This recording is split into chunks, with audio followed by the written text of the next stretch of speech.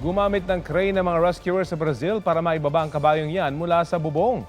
Hindi siya aksidente napadpad doon, kundi sadyang iniakyat na may-ari gamit ang sementadong hagdan para makaligtas ito mula sa baha na epekto ng matinding pagulan.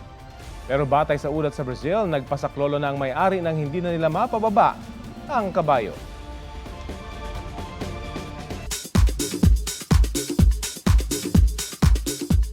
Ilang K-pop group and artist dinominate ang Billboard World Album Chart. Nanguna riyan ang mixtape album ng Stray Kids na Hop. Top 2 naman ang solo album na Muse ni Jimin ng BTS, habang top 3 ang Romance Untold ng ENHYPEN. Karakter ni Dennis Trillo sa Green Bones tila nag-crossover sa isang South Korean series sa latest niyang TikTok video.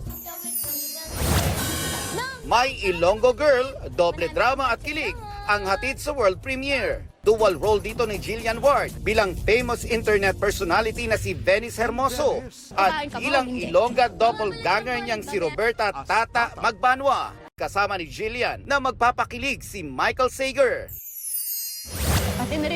Nag-world premiere na rin ang GMA Afternoon Prime series na Prinsesa ng City Jail.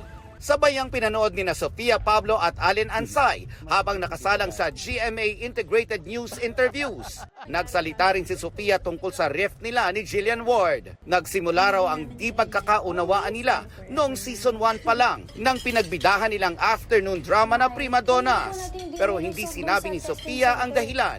After nun, we never talked anymore. When we were close, tas biglang, wala na. Basta, Like literal, wala na. In a snap. Wala pong buwelo na ilangan. Literal, stop. Mga dati at bagong makakalaban at kakampi ng karakter ni Ruru Madrid sa Lolong, Bayani ng Bayan, ipinakilala na sa isang Rand Media Conference. Nelson Canlas nagbabalita para sa GMA Integrated News. sige na, tumakas ka na. Ako nang bahala rito. Sige na. Mapipilitang lumaban ulit ang ating bida. Lolo.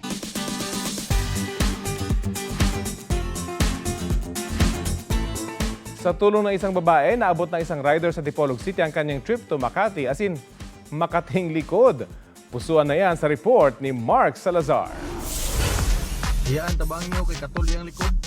Marami na talaga nagkalat na kamoting rider. As in, nagkakamot na rider. Pahirapan pa ang kamutan dahil nasa likod ang ruta ng Makati. Pero nagkalat rin ang mga basta-basta na lang nangangalmot.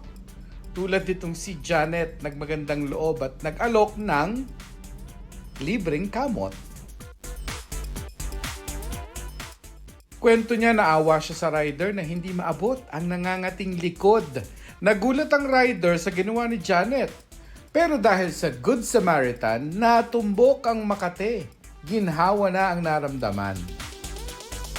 Mark Salazar, nagbabalita para sa GMA Integrated News. Huwag magpahuli sa mga balitang dapat niyong malaman. Mag-subscribe na sa GMA Integrated News sa YouTube.